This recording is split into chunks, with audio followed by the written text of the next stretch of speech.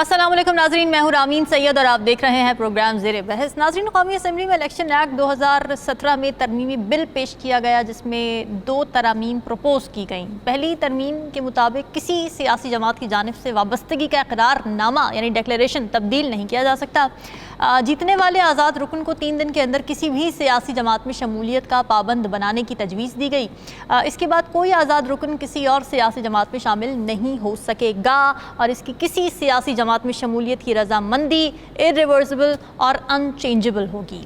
पहली रजामंदी को ख़त्म करने के लिए भी किसी भी अदालत का फ़ैसला असरअंदाज नहीं हो सकेगा, ये बड़ा इंपॉर्टेंट पॉइंट है। जबकि दूसरी तरमीम में कहा गया कि जिस पार्टी ने मखसूस नशस्तों की फ़हरिस्त ना दी हो उसे मखसूस नशस्तें नहीं दी जा सकती। अब नाज़रीन, समझा ये जा रहा है कि इस कानून साजी का मकसद सुप्रीम कोर्ट के मखसूस नशस्तों से मुताल्लिक़ फ़ैसले पर अमल दरामद रोकना या उसमें रुकावट पैदा करना है, क्योंकि पार्लियामेंट के दोनों ऐवानों से मंजूरी के बाद तहरीक इंसाफ को मखसूस नशस्तें जो देनी थीं वो मिलने में कानूनी रुकावट पैदा हो सकती है और मामला ताख़ीर का शिकार भी हो सकता है। तो सवाल ये है कि अगर ये कानून बन गया तो सुप्रीम कोर्ट के फ़ैसले का क्या होगा, और फिर सुप्रीम कोर्ट का फ़ैसला मौजूद होते हुए इस किस्म की कानून साजी का प्रपोजल आना क्या ये ज़ाहिर करता है कि हुकूमत और अदलिया अब आमने सामने है। इसी पर बात करेंगे। प्रोग्राम के पहले हिस्से में हमें ज्वाइन कर रहे हैं सीनियर तज़कियाकार नज़्मुल साक़िब साहब, राव खालिद साहब और साक़िब बशीर हमारे साथ मौजूद हैं। आप सभी का बहुत शुक्रिया।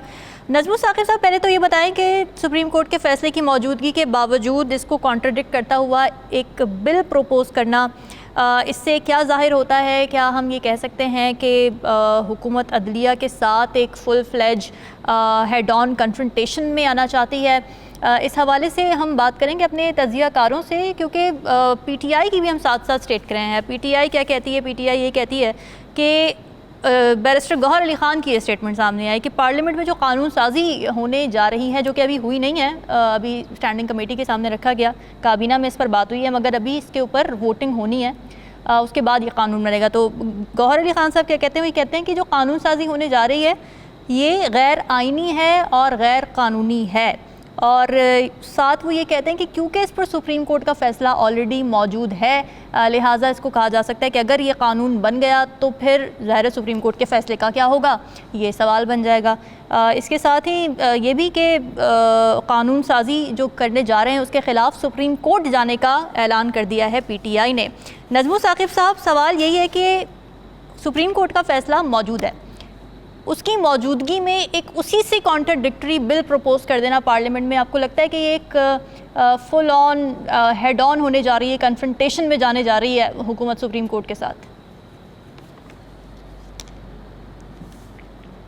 रवीन, देखिए, कुछ ऐसी फिल्में हम लोग देखते हैं जिनके स्क्रिप्ट जो हैं वो लिखे लिखाए होते हैं, किरदार बदल जाते हैं, तरीक़ाकार वही होता है, हिसाब किताब वही होता है। अब देखिए कि अगर आप ये कहें कि जी ये जो बिल आप तरमीम 2017 के इलेक्शन एक्ट में लेके आ रहे हैं, ये कोई अचानक इसकी ज़रूरत पेश आ गई इसलिए कि मुक़न्नना को कई मसाइल दरपेश थे और आइंदा आने वाले इलेक्शन जो हैं वो 2 हफ्ते बाद हो रहे हैं, फिर तो समझ में आती है बात। ये तो सीधा सीधा सा है कि देखिए, ये जो ये सुप्रीम कोर्ट ने दिया ना जी, यानी मखसूस नशिस्तों का पीटीआई को पार्टी माना, मखसूस नशिस्तें उनको दी, उसमें इलेक्शन कमीशन ने पहले लैतो लाल की, उसके बाद आधा मान लिया, आधा छोड़ दिया। तशरीह की बात हुई, सुप्रीम कोर्ट ने कहा गलत तशरीह है, इलेक्शन कमीशन ने कहा सही तशरीह है। ये मखमसा, ये प्रॉब्लम, ये मुइम्मा जो है शुरू होता है बल्ले के निशान से। ठीक है। और मैं हैरान होता हूँ कि बल्ले के निशान छिनने से लेके आज तक अगर आप वो सीक्वेंस ऑफ इवेंट्स देखें ना, तो जिस जिस किस्म की मुसीबतों में पीटीआई ने अपने आप को महसूस किया, ये तो शायद उस डायरेक्टर के पास भी इतना दिमाग ना हो कि इस हद तक जा सकते हैं कि सुप्रीम कोर्ट, जो कि पाकिस्तान की एपेक्स कोर्ट है, सबसे बड़ी अदालत है, वो कह रही है कि ये ऐसे है, और आप क्या करते हैं? पहले इलेक्शन कमीशन बीच में यानी रोड़े अटकाता है और फिर आप यानी साथ ही आप कह देते हैं कि यानी हम जो है वो ये आर्टिकल 6 लगाएंगे और पार्टी को बैन कर देंगे और ये होगा। फिर कोई समझदार आदमी इनको बताता है कि ज़रा रुकिए, ये तुरप के पत्ते जो है ना ये आखिर में फेंकते हैं, पहले ज़रा देख तो लें कि हम अपने असम्बली में बैठ के कुछ कर सकते हैं कि नहीं। तो उधर के जो बुजुर्ग मेहर हैं उन्होंने ये कहा कि ऐसा क्यों ना करें कि एक तरमीम ले आते हैं कि इन मखसूस नशिस्तों की बात है ना, तो इन लोगों ने, जिन लोगों ने पार्टी का नाम नहीं लिखा था, या फिर ये है उस बुजुर्ग, एक ख़ास बुजुर्ग मेहर जो उसने ये कहा कि इसमें तो आईनी और कानूनी तौर पे एक बुनियाद रखी जा सकती है। मतलब ये हुआ, और याद रहे कि इसका अगर ये पास हो जाता है बिल, अगर ये पास हो जाता है तो इसका इतलाक यूं समझा जाएगा 2017 से रिट्रोस्पेक्टिवली इसको जो है वो यानी माना जाएगा। इसका मतलब है इसके पीछे जो कुछ भी हो सका है 2017 के बाद, तो इसमें 2018 भी आता है और ये फरवरी के इलेक्शन भी आते हैं। अच्छा, अब ये है कि ये सारे स्टैंडिंग जो कमेटी है उसने अप्रूव किया है। जी, रेट्रोस्पेक्टिव में भी अप्लाई होगा ये, आप कह रहे हैं कानून अगर बन गया? जी बिल्कुल बिल्कुल। जो इसका मतलब ये है कि ये जो 8 यानी फरवरी के इलेक्शंस हैं उसमें जो भी यानी आपके इंडिपेंडेंट आपके आए हैं उन पे इतलाक होगा, और मकसद भी वही है। अब ये कि ये स्टैंडिंग कमेटी ने अप्रूव किया, नेशनल असेंबली में जाएगा, उसके बाद सेनेट में जाएगा, सेनेट से फिर अगर अप्रूव हो जाता है प्रेसिडेंट साहब के पास जाएगा और इस पर इंडोर्समेंट हो जाएगी। क्या फ़ायदा होगा जी इसको? आवाम को बिजली कम हो जाएगी, कुछ और हो जाएगा, नुकसान सीधा सीधा सा PTI को है।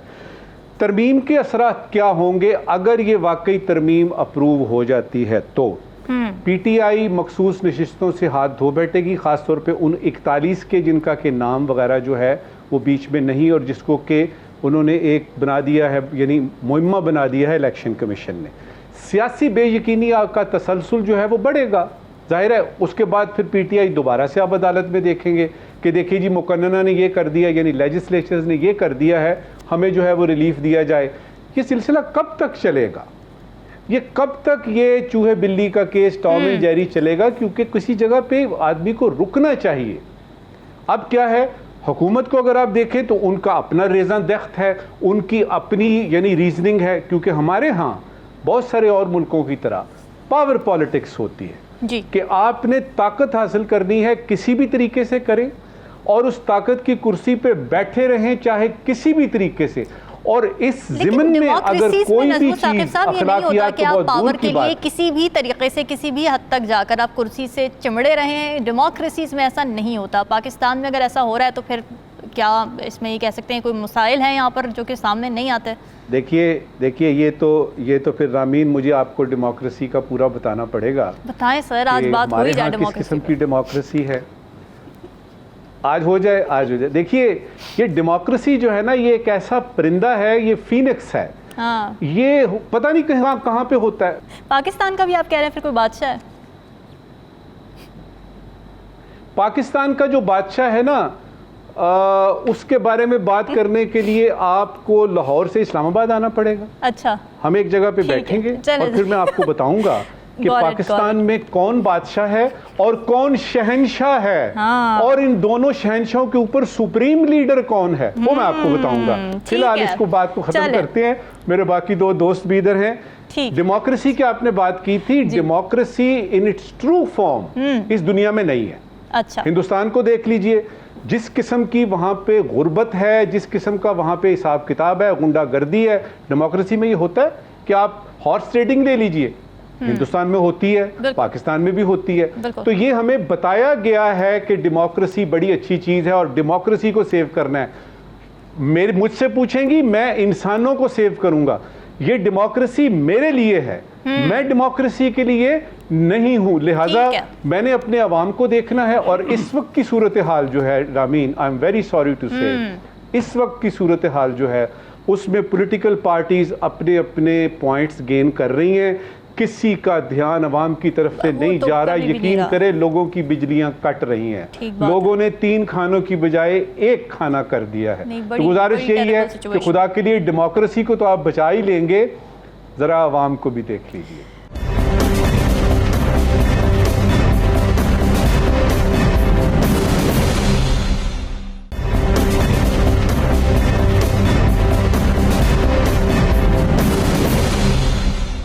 राव खालिद साहब, सुप्रीम कोर्ट एक फ़ैसला दे, हुकूमत को अगर वो फ़ैसला सूट नहीं करता तो वो उसके ऊपर कोई बिल ले आए, कोई तरमीम ले आए, कोई कानून बनाने की तरफ चला जाए। ये सिलसिला कैसे और कब तक चलता रहेगा? क्योंकि इस तरह तो फिर सुप्रीम कोर्ट की रिट, उसकी अथॉरिटी, उसके फ़ैसलों की सिग्निफिकेंस, जो अहमियत है, फिर वो तो ख़त्म हो जाती है।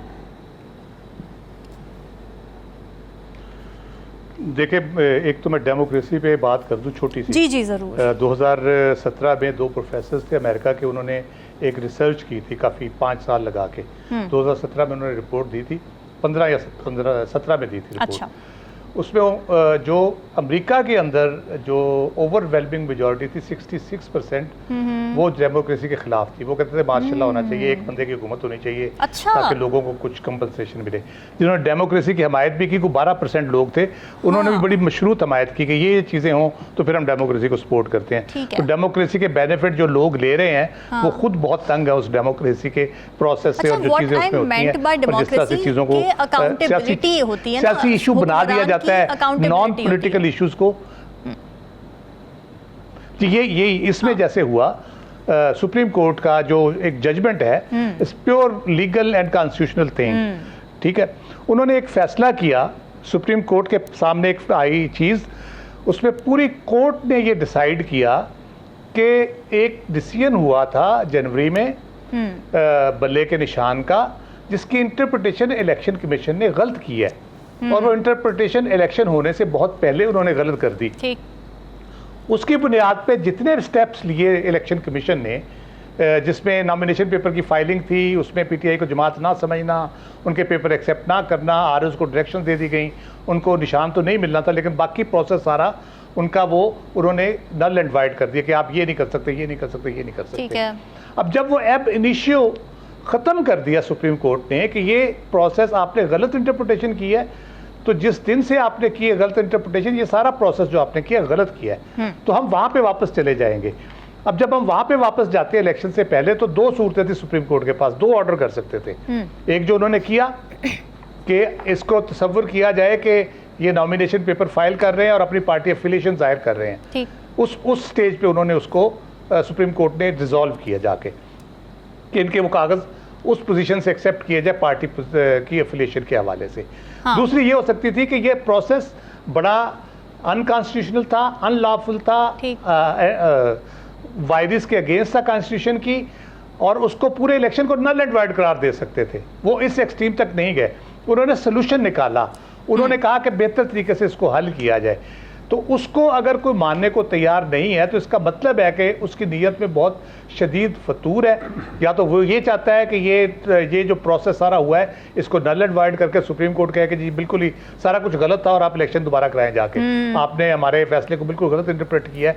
पूरी अदालत जब कह रही है तो ये भी फैसला दे सकती है वो कि आपने गलत इलेक्शन कराए हैं, आपकी बुनियाद ही गलत थी उसकी सारी, जिस प्रेमिस पे आपने एक पार्टी को बिल्कुल ही आउट करके बिठा दिया, तो वो दोबारा उस पर भी इलेक्शन पे भी कह सकते हैं। अब मसला ये है कि ये जो सारा इशू है रिजर्व सीट्स का, बेसिकली अभी तो रिजर्व सीट्स का ना, बाकी तो बाद में आएंगी चीज़ें, जब ट्रिब्यूनल के फैसले आएंगे बाकी चीज़ें होंगी।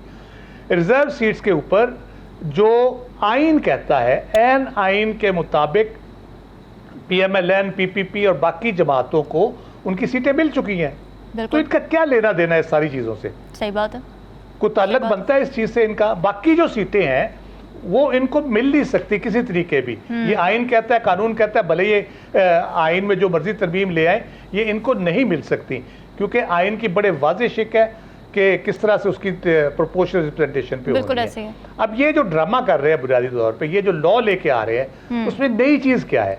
ये तो ऑलरेडी मौजूद है वहाँ पे कि 3 दिन के अंदर उन्होंने डिक्लेरेशन देना है आज़ाद उम्मीदवारों ने, और उसके बाद उन्होंने उस जमात में शामिल हो जाना है। जब वो जमात में शामिल हो जाते हैं, वो पार्टी बदलेंगे तो 63A उन पे लगेगा, सीधी सी बात है। उसमें कौन सी ये अमेंडमेंट करके क्या करना चाह रहे हैं? बुज़दिली की इंतहा देखें कि गवर्नमेंट ने बिल नहीं पेश किया। अगर आप समझते हैं एज हुकूमत कि सुप्रीम कोर्ट ने आइन को रीराइट किया है या कोई और उसमें गड़बड़ की है, तो आप आए ना खुल के फिर मैदान में, आप जमा कराएं। उनको पता है सुप्रीम कोर्ट ने बिल्कुल ठीक किया है। सुप्रीम कोर्ट ने अपने लिमिट में रहते हुए, कॉन्स्टिट्यूशन को समझते हुए, आइन को समझते हुए, कानून को समझते हुए, जो रेजोल्यूशन हो सकती थी इस इशू की, वो उन्होंने बहुत बड़ा नुकसान पहुंचाए बगैर हुकूमत को, वो कर दी है। ठीक है, अगर वो इसमें बाज नहीं आते तो सुप्रीम कोर्ट अगले स्टेप पे जा सकती है। उसकी पिटीशन फाइल हुई है जो अक्टूबर धांधली की है, उस पे जाके वो ये फैसला कर सकते हैं। इस फैसले को बुनियाद बना के अगले स्टेप पे जा सकते हैं। तो फिर ये खुश हो जाएंगे जब इनको घर जाना पड़ेगा और दोबारा फिर शायद ये 17-23 सीटें जो भी जीती हैं, रिकॉर्ड जो इलेक्शन कमीशन का खुद बता रहा है, ठीक है, तो फिर उस पर खुश हो जाएंगे ये 17 और 23 सीटों पे जाके।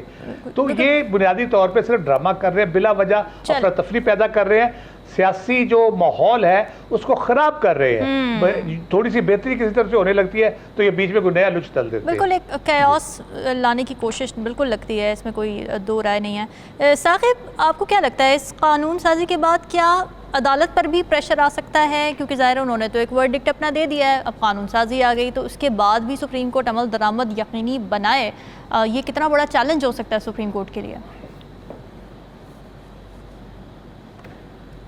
3-4 चीज़ें बड़ी अहम है। प्राइवेट मेंबर जो है उनका ये बिल था, उसको जब लाया गया था जो कायमा कमेटी है, स्टैंडिंग कमेटी, वहाँ पे भरपूर तरीके से हुकूमत, पीपल्स पार्टी सब ने उसकी हमायत भी की और उसको चलाया भी। बल्कि जो है वो जो कौमी असम्बली का इजलास था शाम को, उसको भेजा गया कमेटी में, तो कमेटी ने 24 घंटे पहले जो है वो पूरे होने से पहले ही उसको जो है मंजूर कर लिया और वो बड़ी तेज़ी से आगे बढ़ा रहे हैं। क्योंकि 6 अगस्त की तारीख भी बड़ी अहम है कि 6 अगस्त तक जो है वो 12 जुलाई से 6 अगस्त तक 15 वर्किंग डेज बनते हैं, जब इलेक्शन कमीशन को ये कहा गया कि इनिशली जो जमा करवाने हैं उन्होंने एफिडेविट्स, वो 15 दिनों में। आगे भी टाइम है इलेक्शन कमीशन के पास, लेकिन क्योंकि जो नेक्स्ट स्टेप की जो जितने भी रिक्वायरमेंट्स हैं वो पीटीआई पूरी कर चुकी है, मतलब उन्होंने लिस्ट भी जमा करवा दी, उन्होंने अपनी पार्टी के तरफ ब्याफ पे भी कि ये हमारे मेंबरान है वो भी जमा करवा दिया जो बाद में होना था। तो ये बड़ी इंपॉर्टेंट जो है वो डेट है 6 अगस्त। इसमें 2-3 चीज़ें बड़ी इंपॉर्टेंट है। एक तो हुकूमत वक्त क्या लेजिस्लेशन कर लेगी क्योंकि इलेक्शन एक्ट जो है वो इन्होंने पहले भी तरमीम की है, वो जजेस रिटायर्ड लगाने थे और ट्रिब्यूनल तब्दीली वाला, तो वो तरमीम तो ये कर लेंगे। ये सादा जो है वो इस किस्म की कानून साजी जो है वो कर सकते हैं। इसका असर क्या होगा या नहीं होगा, इसमें मुख्तलिफ राय हैं, लेकिन इसका असर होगा नहीं। उसकी वजह यह है कि सुप्रीम कोर्ट का एक फ़ैसला आया है, उसको आप एक सादा जो है वो कानून साजी करके इस तरह जो है वो नहीं हिला सकते, आपको कोई आइनी तरमीम करनी पड़ेगी। वहाँ सुप्रीम कोर्ट के सामने भी एक आइन की वो 51 जो है वो आइन का आर्टिकल, उसके हवाले से उन्होंने तशरीह की है और सुप्रीम कोर्ट के फुल कोर्ट बैठा हुआ था। फुल कोर्ट का फैसला है, उसको इस तरह आम जो है वो कानून साजी से ख़त्म नहीं किया जा सकता। ये एक बड़ा तयशुदा है, लेकिन इसमें इलेक्शन कमीशन को ये कहने के लिए मौका मिल जाएगा कि इलेक्शन कमीशन कहेगा कि हाँ जो है वो ये एक्ट बन चुका है, तो हम एक्ट के तहत अब जो है वो पाबंद हैं। फिर एक आखिरी बात इसमें यह है कि जो सुप्रीम कोर्ट का तफसीली फैसला आना है, क्योंकि नजरसानी की जो दरखास्तें हैं वो तो 9 सितंबर के बाद टेकअप होंगी।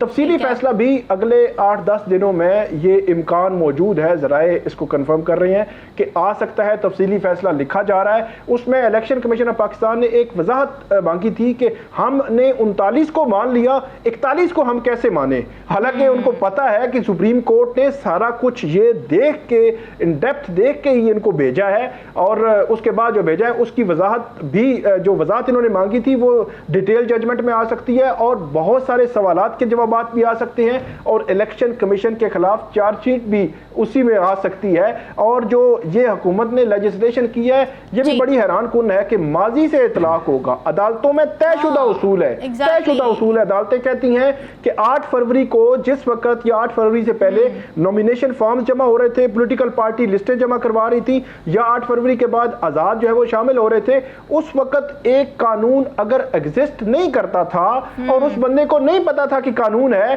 तो ये नहीं कहा जा सकता कि आप 1, 2 या 3 अगस्त को एक कानून बनाएं और ये कहें कि इसका इतलाक 8 फरवरी पे होगा या 8 फरवरी से पहले होगा। ये अदालतों में तयशुदा उसूल है, माजी से इतलाक नहीं हुआ करता। तो ये जो पता नहीं कौन मशवरे दे रहा है हुकूमत को इस किस्म की कानून साजी, ये कानून साजी महाजराई तो बना सकती है अदलिया के साथ, लेकिन इसके असरात जो है वो होते हुए नजर नहीं आते। नाज़रीन, डिस्कशन का सिलसिला जारी है।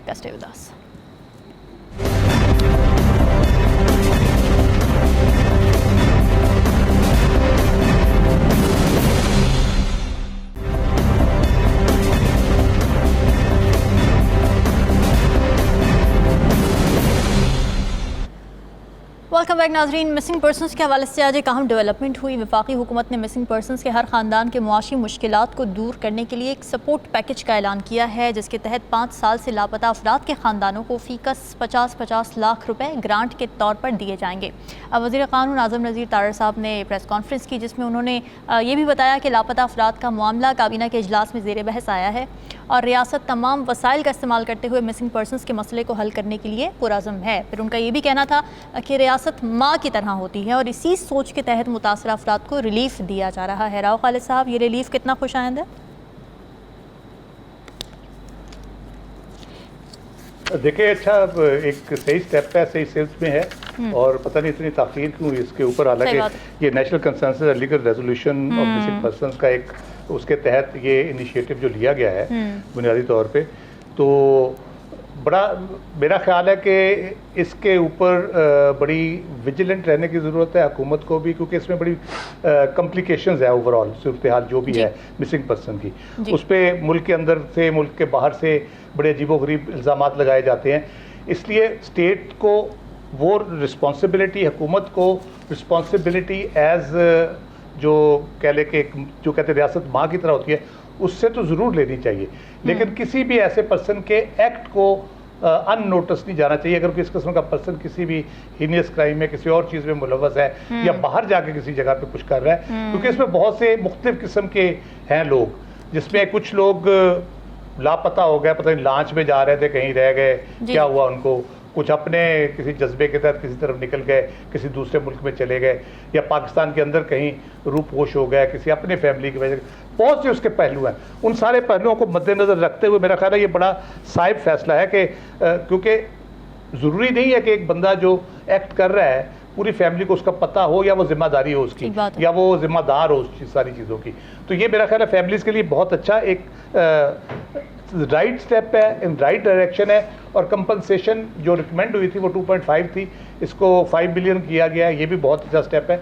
और मेरा ख्याल है इनको जो भी फैमिलीज़ है इस किस्म की, उनके साथ गाहे बगाहे राब्ते में रहना चाहिए, उनके मसाइल को देखते रहना चाहिए। प्लस बहुत से ऐसे लोग होते हैं जो अचानक बाहर जाके सरफेस होते हैं और अपनी फैमिली से रब्ता करते हैं, और उसके बारे में भी उनको पता चलता रहना चाहिए। दूसरी बात है, जो कमीशन इसके ऊपर बना था जब जस्टिस जावेद इकबाल की सदारत में, वो काम कर रहा था और वो बड़ा रेगुलरली अपडेट करता था कितने लोग मिसिंग पर्सन की रिपोर्ट हुए हैं, किस तरह से हुए हैं, उनमें कौन कौन सी कैटेगरीज हैं, कितने लोग पता चल गया, कितने लोगों को लोकेट कर लिया गया। वो बड़े रेगुलरली फिगर आते थे। मैं कुछ अर्से से देख रहा हूँ वो फिगर्स नहीं आ रहे। तो उससे भी एक चीज़ जो है ना, ज़्यादा वो एग्जेजरेट हो जाती है, लोग बढ़ा चढ़ा के उसको पेश करते हैं। तो इसको बहुत सा करना चाहिए। लेकिन ये है कि इसमें एक और जो सबसे इम्पोर्टेंट पहलू मेरी नज़र में है, जो हमारा तजर्बा है यहाँ पे पाकिस्तान में, इस किस्म की चीज़ें जब होती है ना, कंपनसेशन की पर्टिकुलरली, तो उसमें बहुत से ऐसे लोग भी दावेदार आ जाते हैं जो सिर्फ लूट मार के चक्कर में होते हैं। अच्छा, आपने देखा BISP के ऊपर जब सानिया निश्चित साहिबा बनी थी हेड, उसकी 7 लाख लोग ऐसे निकले थे जो हमारे बड़े 17, 18, 19 ग्रेड के अफसरों ने उनको शिनाख्ती कार्ड पे वो ले रहे थे 2,500 रुपये, 3,000 रुपये। तो यहाँ तो 50 लाख है। इसके ऊपर स्क्रूटनी बड़ी प्रॉपर होनी चाहिए। अभी 1000 लोगों का सुनने में आ रहा है, शायद 1000 पीपल जिनकी लिस्ट है, लेकिन इसकी प्रॉपर स्क्रूटनी होनी चाहिए, प्रॉपर उनकी आइडेंटिफिकेशन होनी चाहिए और सही तरीके से उसको देखभाल के ये सारी तकसीम होनी चाहिए। ये ना हो कि फिर कोई वारदाती आ जाए, जो 2,500 नहीं छोड़ते वो 50 लाख कहाँ छोड़ेंगे। ठीक बात है। नज़्मुल साकिब साहब, ज़ाहिर है जो मिसिंग पर्सनस की फैमिलीज़ है, कई फैमिलीज़ ऐसी हैं जिसमें जो लापता होने वाला शख्स था वो वाहिद कफ़ील था उस ख़ानदान का, तो आपको लगता है कि जो अग्रीव्ड फैमिलीज़ हैं, ये सपोर्ट पैकेज उनको कुछ वक्ती रिलीफ दे सकता है? अच्छा इक़दाम है हुकूमत का। देखिए, इस्लाम में कसास भी है और दियत भी है। एक डिफरेंट लेवल पे जो मुझे इस संजीदा मसले का हल रियासत पाकिस्तान ने निकाला है, एक आसान कदम है। एक डिफरेंट लेवल पे मुझे उसी की क्रॉलरी नज़र आ रही है, क्योंकि मिसिंग पर्सन है। अब क्या किया जाए? अब ये किया जाए कि दियत वगैरह पैसे दिए जाते हैं ना, तो उसमें वज़ीर कानून ने मेरे एक सवाल का जवाब दिया, जो कि अभी हम यानी सुन रहे थे, कुछ लम्हे पहले की बात है। जी। तो सवाल मेरा ये था कि क्या ये मुआवजा है उस शख्स का जो कि 5 या 6 साल से मिसिंग है, तो वज़ीर कानून ने ये वजाहत की, मेरा सवाल उन तक तो नहीं पहुंचा लेकिन जवाब उनका मेरी तक पहुंच गया। उन्होंने ये फरमाया है कि ये मुआवजा नहीं है, ये इमदाद है, इमदाद है, बिल्कुल। लिहाजा ये क्लियर हो गया। ठीक है। देखिए, हुकूमत का एक संजीदा मामले के बारे में सोचते हुए एक संजीदा एफर्ट है, एक संजीदा कोशिश है, जो कि यानी देखते हैं कि इसका क्या असर होता है। जहाँ तक किसी आदमी की, किसी इंसान की, भाई की, बेटे की, बाप की, दामाद की, उसकी रिप्लेसमेंट का ताल्लुक है तो ये 50 लाख तो उसको रिप्लेस नहीं कर सकते। दो चीज़ें बड़ी ज़रूरी होंगी यहाँ पे। एक तो ये राव साहब ने इशारा किया कि उसमें बहुत सारे जो घुसपैठिए हैं वो ना कहीं आ जाएं। मेरा कंसर्न ये है कि क्या वो लिस्ट तैयार हो चुकी है, वो लिस्ट किस तरीके से तैयार होगी, बात है। उसके पैरामीटर्स क्या होंगे, और दूसरा ये है कि क्या ये 50 लाख जो है ये यकमुश्त दिए जाएंगे, क्योंकि ग्रांट का लफ्ज़ इस्तेमाल हुआ है। अब ग्रांट जब आती है तो मुझे तो डर लगता है, क्योंकि अगर हम लेते हैं ना चाइना से, अमेरिका से ग्रांट, तो उसके साथ आती है कुछ शराइत। तो क्या ये यकमुश्त रकम मिलेगी और सीधी उनके बैंकों में जाएगी, या कोई इसका तरीक़ाकार कुछ और होगा? ये फैसला जो किया है हमारी कैबिनेट ने और हमारी हुकूमत ने और हमारी रियासत ने, आसान फैसला है, अच्छा फैसला है, मुश्किल फैसला था लेकिन हुआ, देर आए दुरुस्त आए।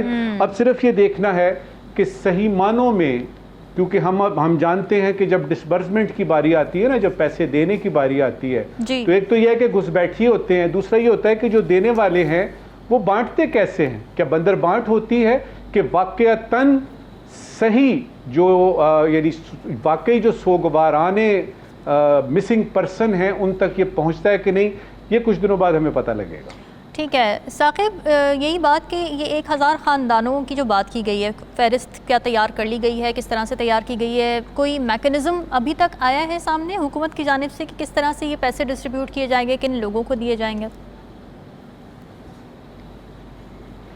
एक तो जो वफाकी काबीना है उसके सामने आज रिपोर्ट जो मौजूद थी मिसिंग पर्सनस के हवाले से, क्योंकि इससे कबल अदालती अहकामात पर कमेटीज़ बनी थी PDM की हुकूमत में, फिर जो निगरान हुकूमत में भी काम जारी रहा और बाद में भी, और राना सनाउल्ला, इसके अलावा आज़म नज़ीर तारड़ जो वज़ीर कानून है वो भी उसमें इन्वॉल्व रहे। तो वो जो कमेटीज़ की जो फाइंडिंग्स थी वो भी आज फेडरल कैबिनेट के सामने रखी गई। तो उसके तनाजुर में ये फ़ैसला किया गया है। ये फैसला जो है वो इसका थोड़ा बैकग्राउंड भी है, और बैकग्राउंड ये है कि अदालतों में भी जो केसेस आते रहे वहाँ पे भी वो इस तरह जो मुआवनत है जो मुतासरा ख़ानदान है उनके हवाले से वो कहते रहे हैं। अभी तकरीबन 4-5 रोज़ कबल भी एक जो मिसिंग पर्सनस की फैमिली थी उनके लिए हुकूमत ने 30 लाख रुपए उनकी जो वालिद थे, वालदा, इसके अलावा उनकी जो वाइफ थी, उनके जो बच्चे थे, तमाम के नाम चेक अलग अलग जो है वो बनाकर उन्होंने दिए। तो ओवरऑल अगर देखा जाए तो ये बहुत ज़बरदस्त जो है वो ये कदम जो है वो उठाया गया है। इसमें एक जो चीज़ मैं देख रहा हूँ, डिटेल जो आई है कि एक जो चीज़ ये तासुर बनता है कि आप जब पैसे दे रहे हैं तो इसका मतलब है आप ओन कर रहे हैं। तो वो उन्होंने कैटेगोरिकली ये बात की है कि हम ओन नहीं कर रहे, कि शायद जो है वो हमारी तरफ से कोई मिसिंग है, तो इसलिए ये जो कंपनसेशन है इसलिए है कि जो मिसिंग पर्सन्स हैं उनकी फैमिली बहुत ज़्यादा मुतासिर होती हैं। कोई किसी का कमाने वाला था वो मिसिंग हो गया, वो कैसे जो है वो सफ़र करती हैं, उनके बच्चे सफ़र करते हैं, तो कम से कम उनकी कंपनसेशन हो सके। अब कंपनसेशन जो है वो किस बुनियाद पर होगी, उसका मैकेनिज़्म क्या होगा, SOPs क्या होंगे, अभी तक वो चीज़ें सामने आनी है, क्योंकि फेडरल कैबिनेट ने, और ये फैसला पहली दफ़ा हुआ है, ये एक इसमें जो पॉजिटिव साइड है वो ये है कि ये पहली दफ़ा फैसला हुआ है, आज तक ऐसा फैसला नहीं हुआ।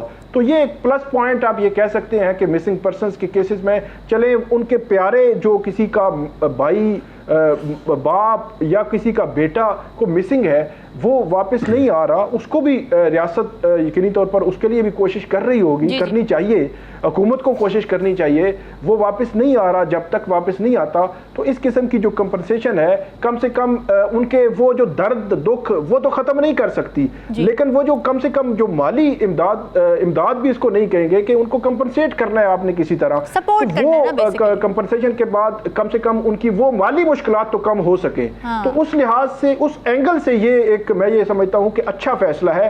बहुत पहले भी हो जाता तो ज़्यादा अच्छा है, लेकिन आज इसका होना भी बड़ा पॉजिटिव है। बिल्कुल ठीक है नाजरीन, ये सवालात आपके लिए छोड़ फीडबैक ज़रूर दीजिएगा। हमें दीजिए इजाज़त, अल्लाह हाफ़िज़।